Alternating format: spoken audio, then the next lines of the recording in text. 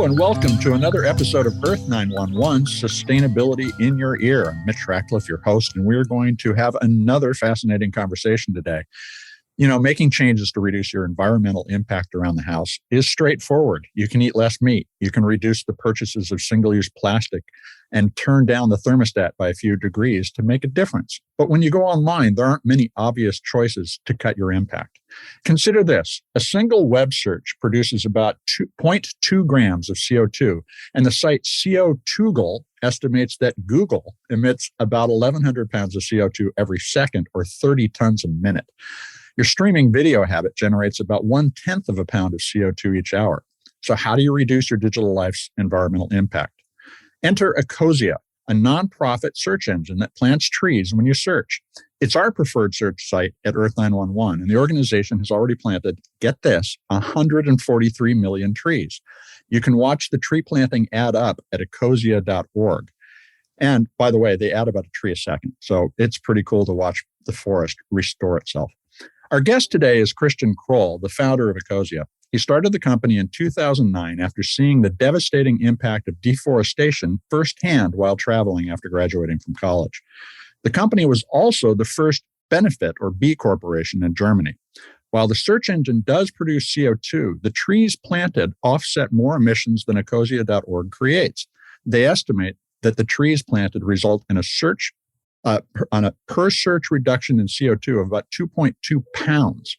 To put that in context, Ecosia estimates that if it had the same volume of searches as Google, it could plant enough trees to remove 15% of humanity's annual CO2 emissions.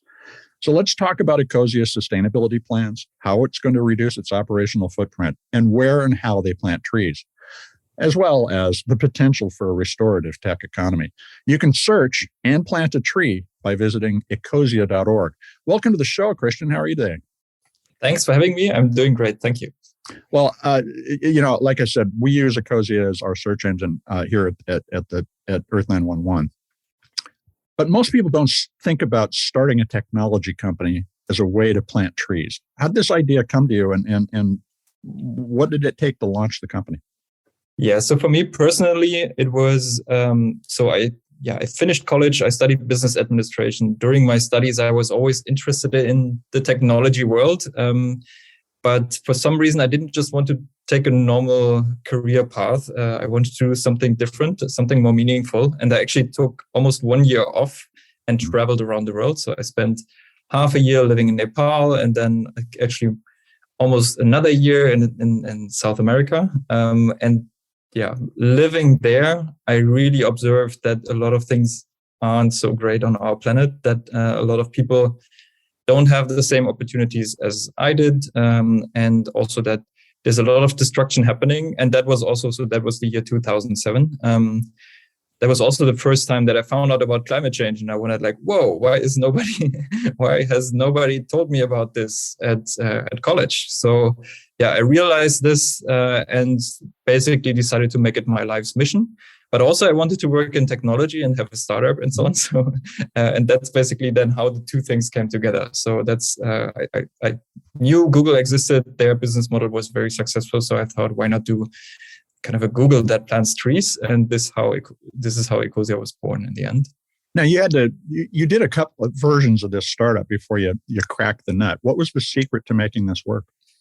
I think persistence, maybe. The first 2 attempts didn't really work out. The sites didn't really work. We didn't manage to attract enough people to actually use it. And then only Ecosia was the 3rd attempt. So that then worked out. I was fortunate enough to basically have some time while I was traveling. So I could try a few times.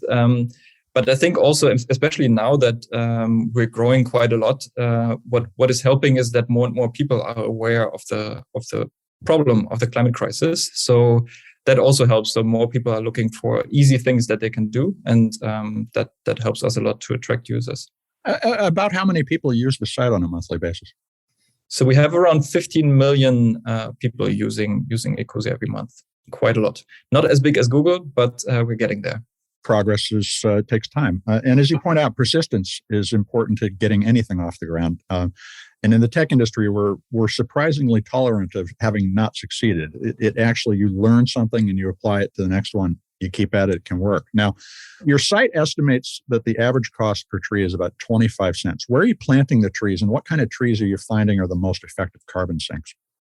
Yeah, so we plant trees around the planet, I would say.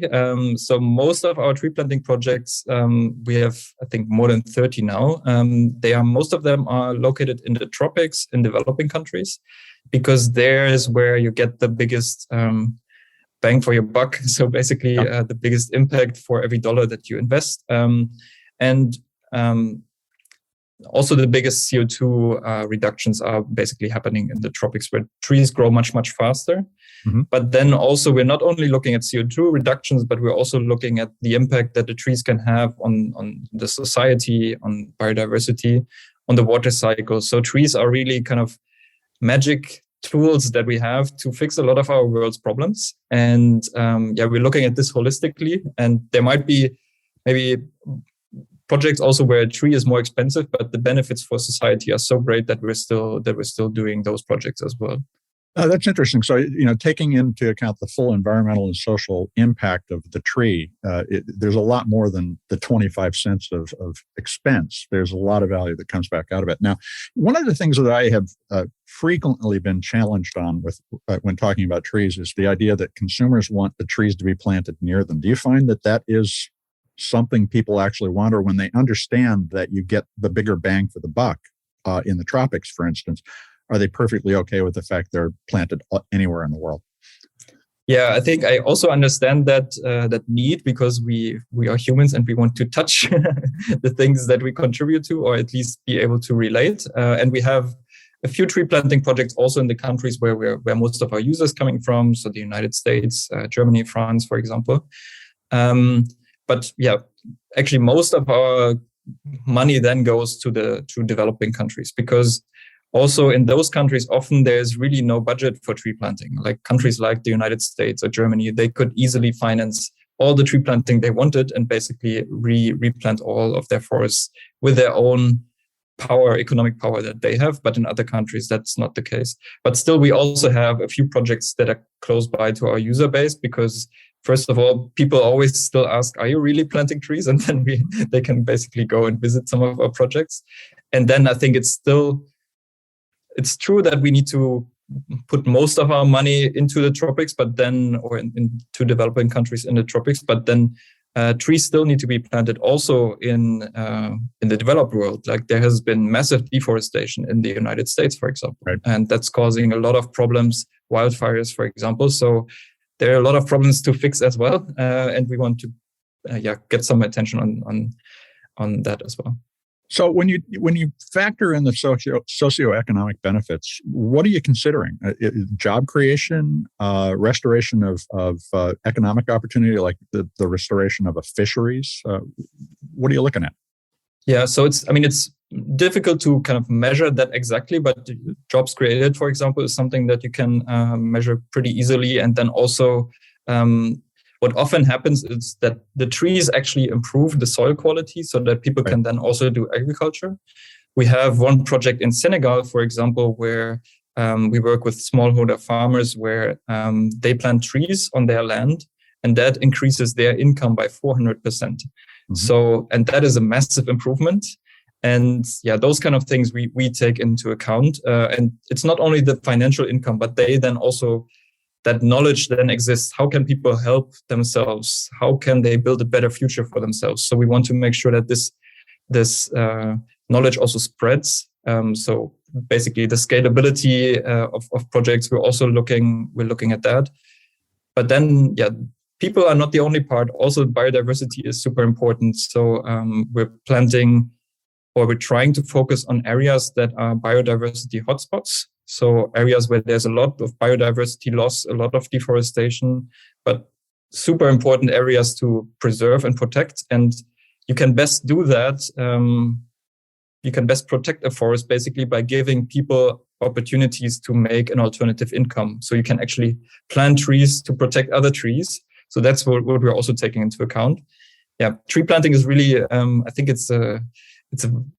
you have to take a lot of things into account. And if you focus only on one metric, then you're doing something suboptimal.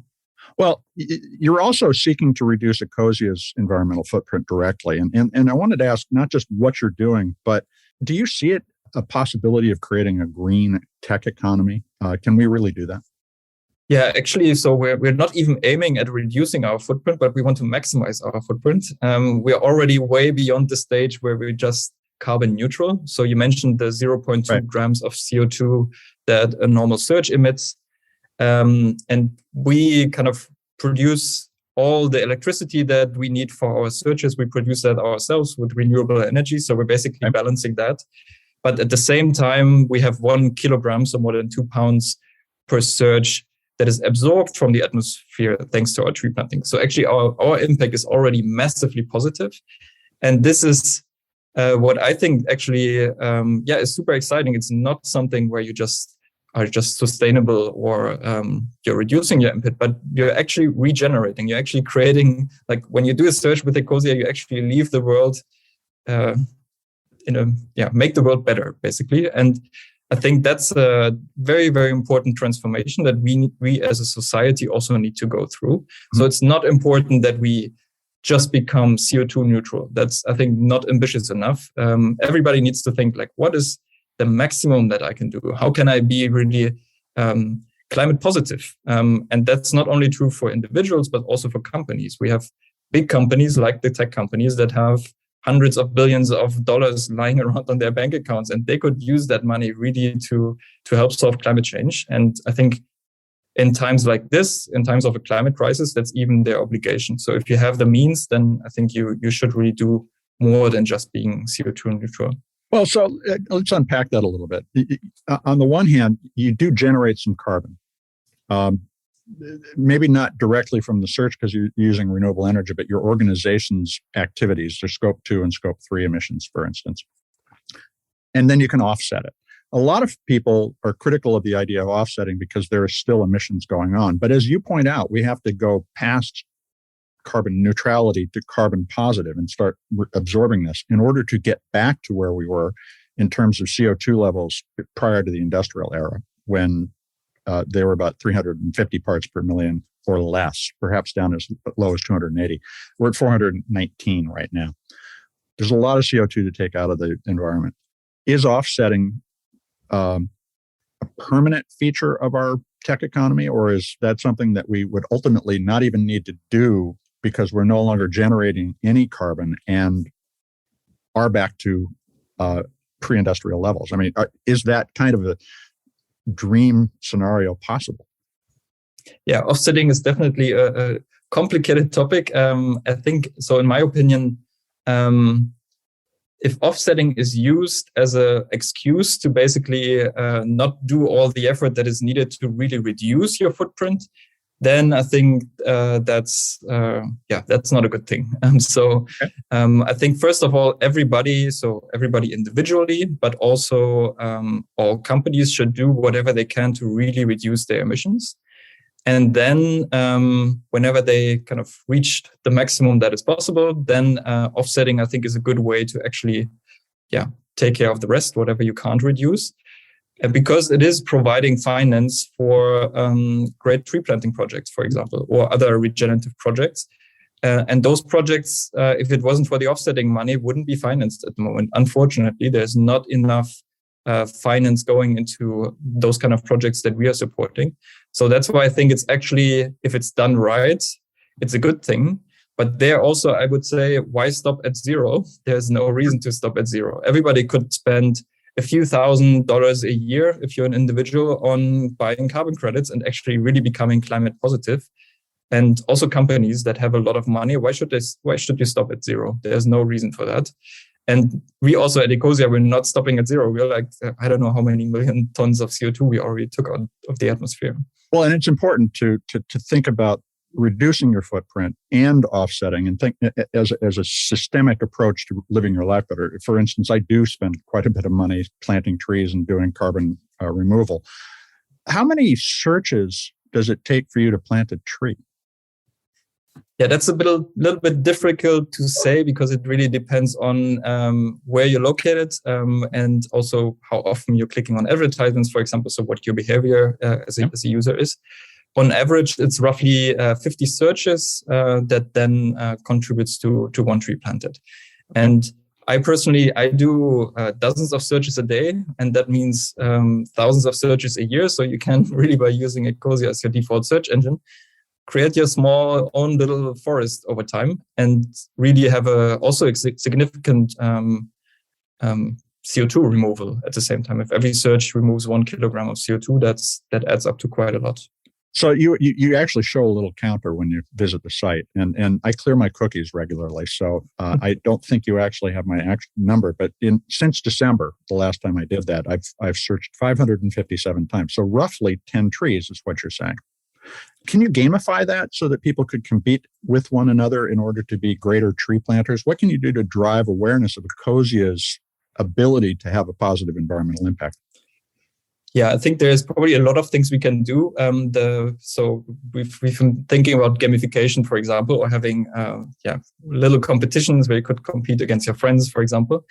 The problem is that we're competing against Google, and Google has I think more than 100,000 employees. We have 100 employees, so we have to be very careful about where we invest our resources. So this is one of the projects that we will hopefully get to at some point if we have more people working for us. But at the moment, the little counter is basically what we offer people to give an indication on what the contribution is. But I think what is even more impressive than the personal counter that everybody has is that total counter. So where our kind of combined impact of all Ecosia users, and that is the more than 140 million trees. That is something that I'm also, so whenever I open Ecosia, I sometimes just look at this counter and look at the number going up, because this is really impressive. So every second, just adding one tree, that is something that really motivates me, and that also everybody who's part of this basically cares a lot about. How can we, as a community, basically reforest our planet? I find I spend some time looking at that number going up. It's gratifying. It just feels good to watch it happen. The other thing that people are generally concerned about when they're doing a search is their privacy. How does Ecosia address privacy issues, and what are you doing to protect a visitor's search history? Yeah, so we're actually a private search engine, but this is we're not perceived that much as a private search engine because we're also planting trees. But privacy is super important for us. We just store very little information, like for example, how many searches you've done, so that we can tell you how many trees you've planted or your settings. But on top of that, there's basically nothing that we store about your personal searches, for example. So we're not creating any personal profiles other than our competitors. They're doing that and also selling or reusing a lot of that information. So basically at Ecosia, after a few days, everything will be anonymized and we don't know anything about you. And also this information then just it's impossible to basically connect the searches you've done to any individual afterwards. And so privacy is super important. This was also a decision that we made because a lot of people, including myself at Ecosia, deeply care about privacy, and we want to also be there in that area, be a good alternative to the big tech companies. Well, the other thing I wanted to ask you about is the notion of using the social enterprise approach to organizing technology businesses. I'm curious if you think whether or not adopting a social benefit mission might fix a lot of the problems we have with technology generally, such as the negative social impacts of social media. Why is it the right structure for an organization of the future as compared to a company of the past? Yeah, I think we're at the point where there's a transitioning happening from a destructive economy that has basically exploited our planet for a few centuries towards a regenerative economy that is trying to fix things and actually make things better again. And for me, that then also reflects in the way how we do business or what kind of businesses people want to work for. And I think we're one of the leading regenerative businesses that actually really have a positive impact on the planet.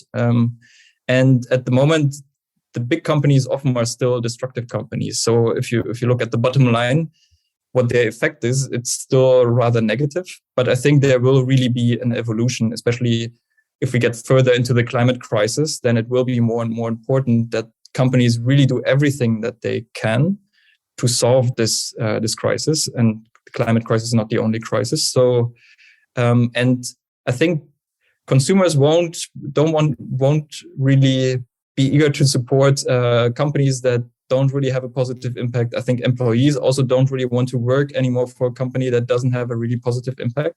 So I think there's really a dramatic change happening.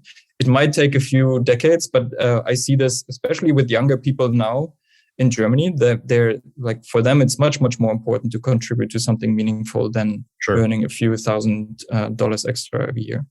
So in terms of the transparency required in order for people to begin to make good choices about which companies to give their business to, the benefit corporation is required to share a lot more information than a traditionally organized company.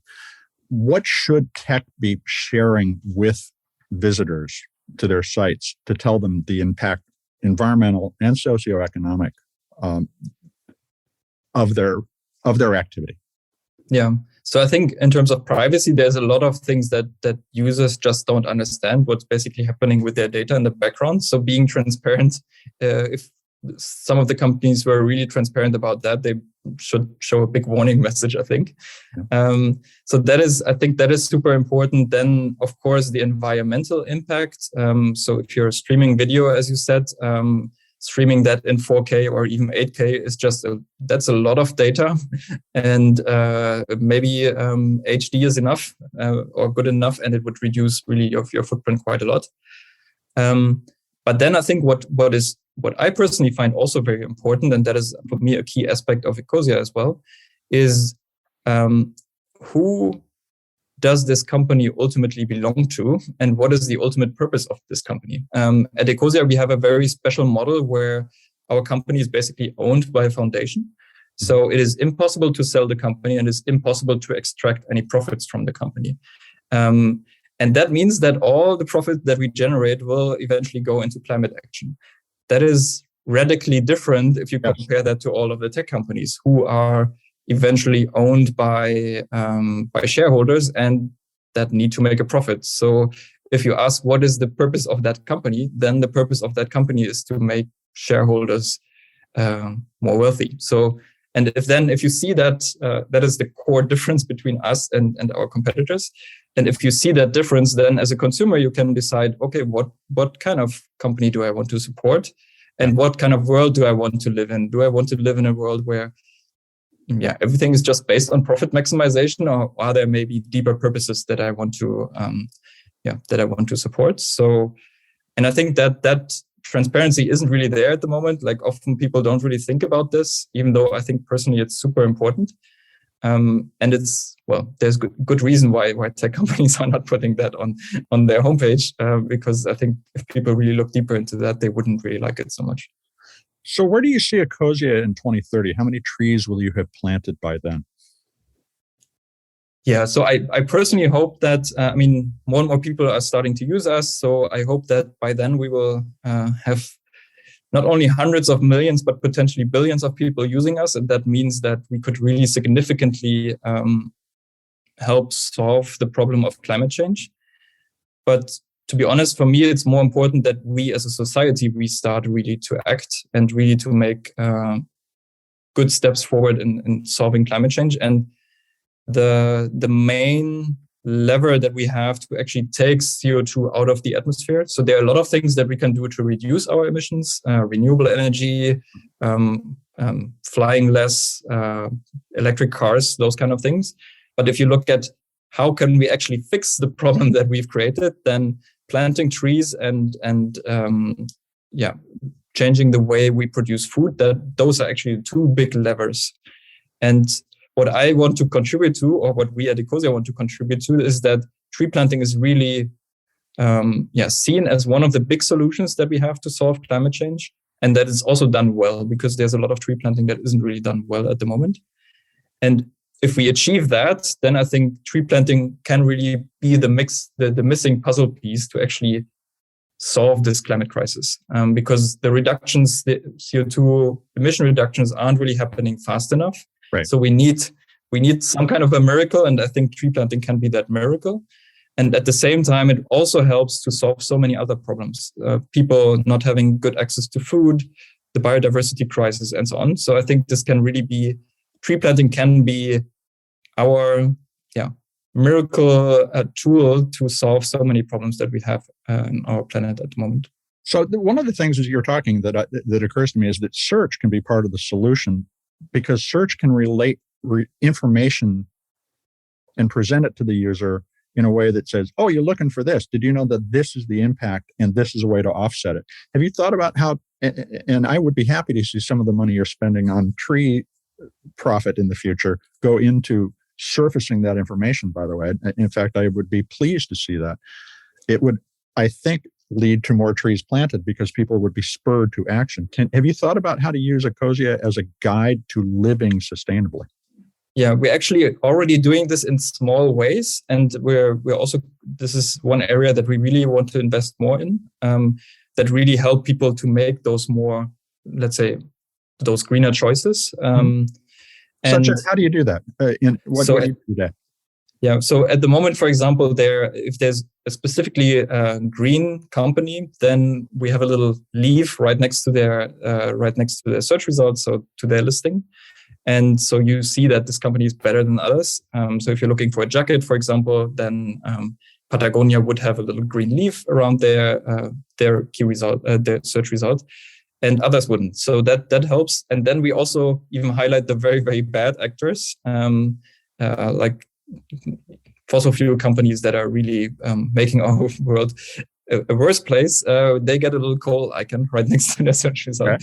Okay. And this is, for now, this is a pretty basic solution, but there are other things that we're already developing that really helps people, especially with the big decisions. Like if you're thinking about taking a flight, that's one of the worst things that you as an individual could do. Then we at least could inform you about the consequences, the kind of climate impact of doing that. And yeah, maybe a few people then decide differently. Maybe instead of flying to somewhere very far away, and instead take vacation. Maybe. Well, the ease of access of information is, it gives you the impression everything is easy, and in fact, there are costs and consequences that we aren't recognizing. It's fascinating to think about how search could become part of the informational weaponry we need in order to respond to the climate crisis. Christian, I want to thank you for taking time to talk with us today. Thank you very much for having me. It's been a pleasure. Well, I hope you come back soon and share more of the story as it evolves. We've been talking with Christian Kroll. He's the founder of Ecosia, and you can find Ecosia, the search engine that plants trees, at ecosia.org. That's ECOSIA.org. Do check it out, folks. It's a great search engine, and it's a fantastic way to do something good for the world while you're using your computer. We're going to be back soon with another innovator interview, but in the meantime, I hope you'll take a few minutes to share this podcast as well as all the others that we've done, more than 260 now, with your friends, your family, people that you meet on the street. Let's get people thinking about the opportunity to make positive changes for the planet. This is Earth911, Sustainability in Your Ear. I am Mitch Ratcliffe, your host. We'll be back soon. In the meantime, take care of yourself, take care of one another, and let's all take care of this beautiful planet of ours. Have a green day.